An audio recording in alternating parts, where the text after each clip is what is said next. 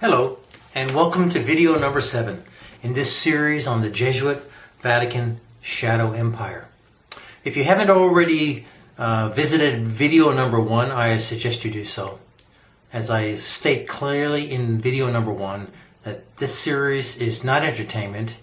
It is about a serious issue concerning the Jesuits and their world empire and their takeover of all world systems. So I suggest you go back there and listen to video number 1 and then proceed to video number 2 from there. In this video, I'll explain briefly who the Jesuits are, where they come from, what their purpose or mission is, and lastly, why it is essential to know about them. They are the enemy of humanity. They are the true enemy of all people. Everywhere. No matter what religious persuasion, no matter what political bent or ideology, they are your enemy. Many people I engage with have never heard of the Jesuits. And to be frank, even though I'd heard of them in the past, I also knew nothing about them until about 3 years ago. They started to pop up in my research on world conspiracies and the Jews. In a short period of time, I began to realize how powerful this group was, and how they had hidden themselves behind a Jewish smokescreen by propping up prominent Luciferian Zionists in managerial positions in order to form the impression in the public mind they were controlling everything, and so take the heat for all the evil that's been going on. The Jesuits, also known as the Society of Jesus, were formed unofficially in 1534 by Inigo Loyola, a Basque Roman Catholic nobleman, military officer, and member of the Alumbrados, secret society, or illuminated ones. He was not Jewish. It's impossible. This is a lie. So those who claim that the Jesuits are Jews are misinformed. They are reading Jesuit-written books to once again throw the blame onto Jews. This is not correct. Early manuscripts will clearly verify that Loyola was a Roman Catholic. The Basques are Roman Catholic and loyal to the Pope. He was not a Jew. He was not a crypto-Jew. He was Catholic.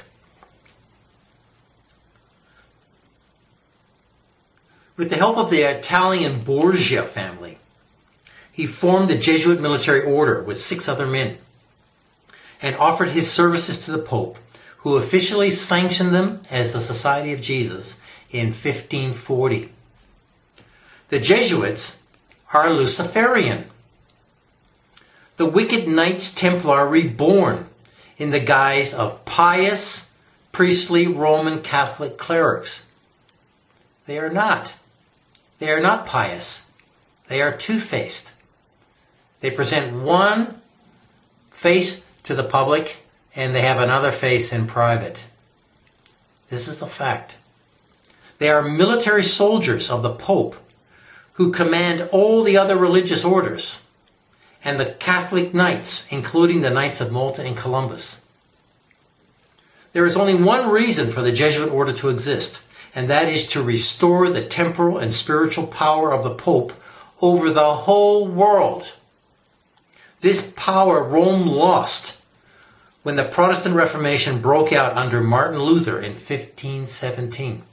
The Jesuits created the Counter-Reformation and declared war on biblical Christianity through their evil Council of Trent between 1545 and 1563.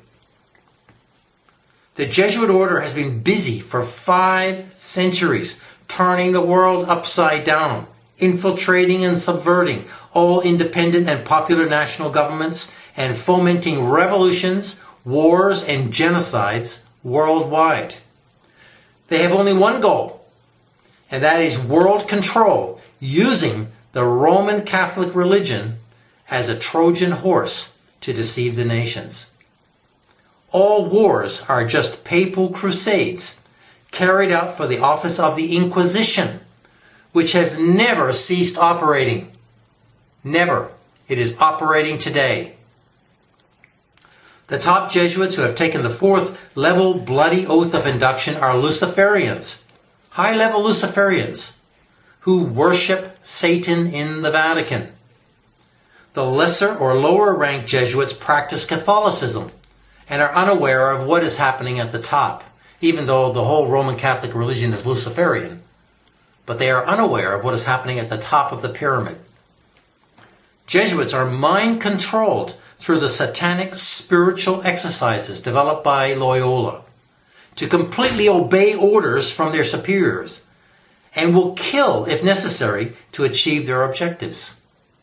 No deed is too despicable or heinous in following orders from their superiors. Jesuits can become anything to anyone and are chameleons. They are the only plainclothes Catholic religious order, so are unrecognizable when operating undercover. This makes them so dangerous because they will and can become anything for the purpose of infiltrating and subverting groups and organizations not under the control of Rome. Today, the Jesuits control all intelligence agencies, governments, banks, militaries, and world systems through a complex spiderweb of roundtable organizations, corporations, companies, and NGOs, which they've all set up. This has all been done by the Jesuits over the last 300, 400 years.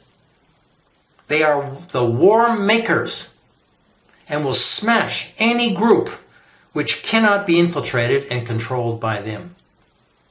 The last 500 years is a history of the Jesuits in action worldwide.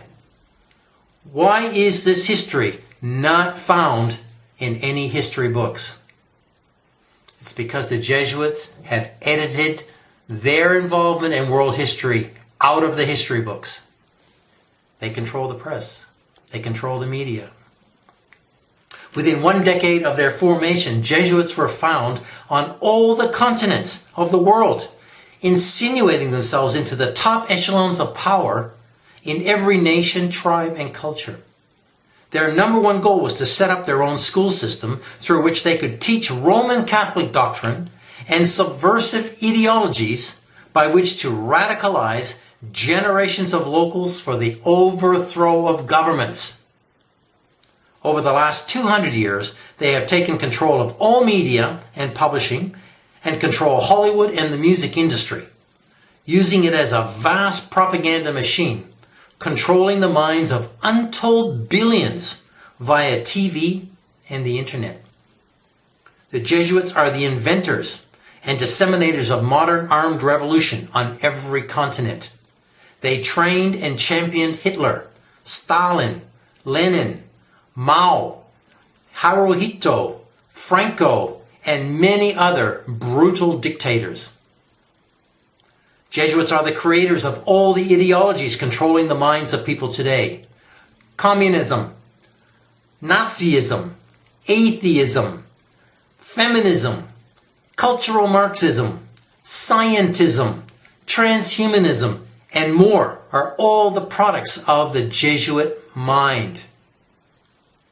Infiltration, subversion, revolution, civil war, chaos, anarchy, and genocide are all means to an end. That's right. That's who invented that expression. They are means to an end. The Jesuits use this. They will do anything to achieve their objective. And that end is total control by Rome after the bloodshed stops and a Jesuit-trained dictator is appointed who is loyal only to the Pope and not the people. This is the saga of the last 500 years, and in particular the 20th century.